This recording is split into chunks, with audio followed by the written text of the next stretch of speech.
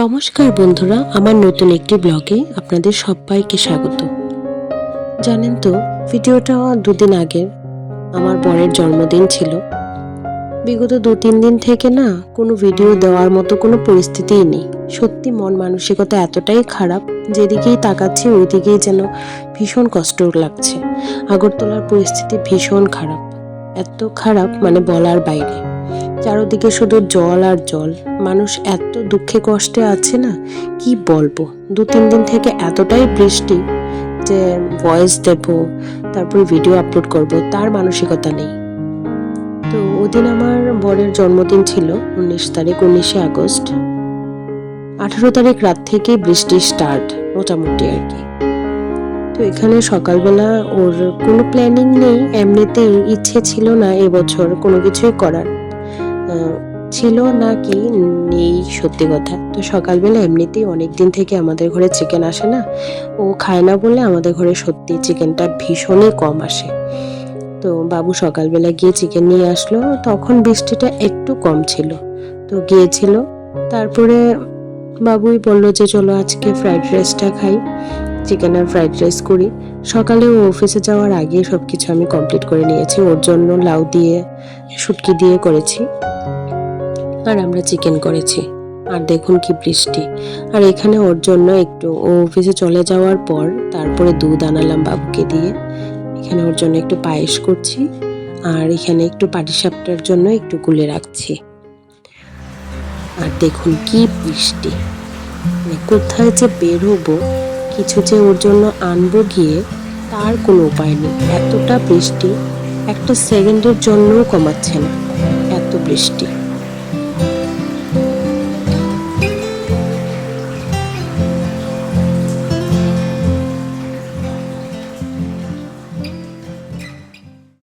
লুচির জন্য একটু ময়দাটা মেখে রেখেছি, দেখি যদি পরিস্থিতি একটু ভালো হয় তাহলে না হয় বেরিয়ে একটা কেক নিয়ে আসবো, আর যদি খারাপ হয় তাহলে আর কি আর করব, সন্ধ্যার সময় একটু লুচি পায়েস খেয়ে নেব সবাই মিলে। তো এখানে ময়দাটা মেখে রেখে বক্সটাতে রেখে দিলাম, আর এখানে বাবুর জন্য খাওয়া নিয়ে নিলাম, ফ্রাইড রাইস আর চিকেন। তো খাওয়া দাওয়া শেষ করে মোটামুটি একটু কমিয়েছে 50%-এর মতো। তো এখন আমি বেরোচ্ছি। দেখুন রাস্তাঘাটের কি অবস্থা, এটা আমাদের বাড়ির সামনের রাস্তা। এদিকে ড্রেন কাটা ছিল, জলের পাইপলাইন নাকি বসানো নিচের দিকে, এজন্য কেটেছিল। আর এই অবস্থা, এখানে জল কি পর্যন্ত জল যাচ্ছে। তো একটাই অটো পেয়েছি এসে, ঠাকুরকে ডাকতে ডাকতে আসছিলাম যে ঠাকুরই জানে আজকে অটো পাবো কিনা। তো যাই হোক পেয়েছি, কেউ নেই, শুধু আমিই একা অটোতে। তো যাচ্ছে এখন দুর্গাচমনি।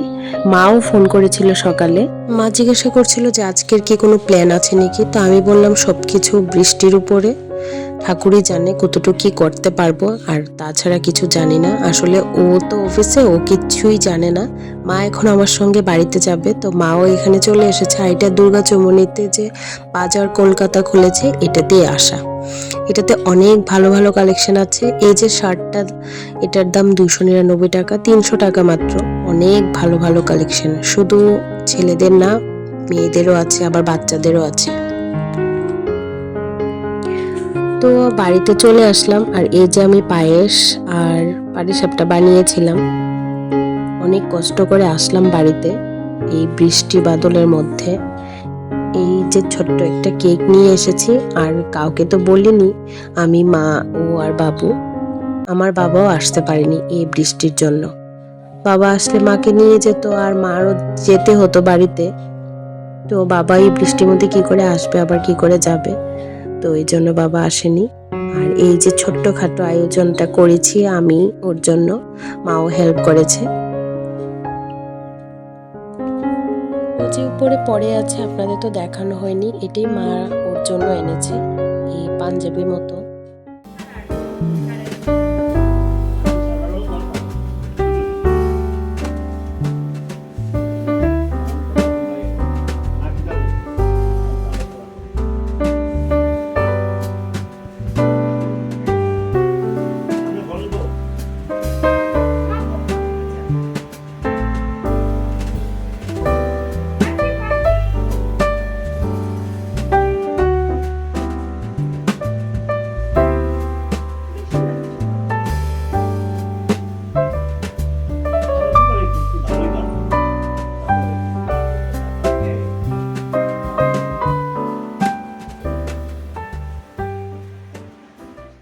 ভিডিওটার মধ্যে বাইরের শব্দ শুনে বুঝতেই পারছেন যে বাইরে কতটা বৃষ্টি হচ্ছে। তো এটা হলো পরের দিন সকালে আমি এখানে বসে বসে চা খাচ্ছি তালের বড়া দিয়ে, আর মা এখানে রান্না করে দিচ্ছে। সত্যি মা আসলে অনেকটাই হেল্প হয়। আমি ঘুম থেকে ওঠার আগে মা ঘুম থেকে উঠে ডাল বসিয়ে দিয়েছে, মুগের ডাল দিয়ে লাউ দিয়ে, ওর ভীষণ ফেভারিট। তো দেখি হয়েও গেছে, আর সত্যি খুব টেস্টও হয়েছিল ডালটা। তো দুপুরে খাওয়া দাওয়া করার পর মা চলে যাচ্ছে, ভয় পাচ্ছিল যে আবার যদি বৃষ্টি শুরু হয়ে যায় তো কি করে যাবে। আজকে একদম আমাদের গেটের সামনেই অটো পাওয়া গেছে। আজকে ভিডিও শুরুতে আর বললাম না, নমস্কার বন্ধুরা, সবাই কেমন আছেন? আশা করছি সবাই ভালোই আছেন। এত অবস্থা খারাপ, এই জন্য আর কেউই ভালো নেই, না আমি না আপনারা কেউ। তো ঠিক আছে বন্ধুরা, আজকের মতো তাহলে ব্লগটা এখানেই শেষ করছি। দেখা হবে পরে নতুন আরেকটি ব্লগে। ভালো থাকবেন, সুস্থ থাকবেন। আমার ভিডিওগুলি ভালো লাগলে আমার চ্যানেলটাকে সাবস্ক্রাইব করে দেবেন।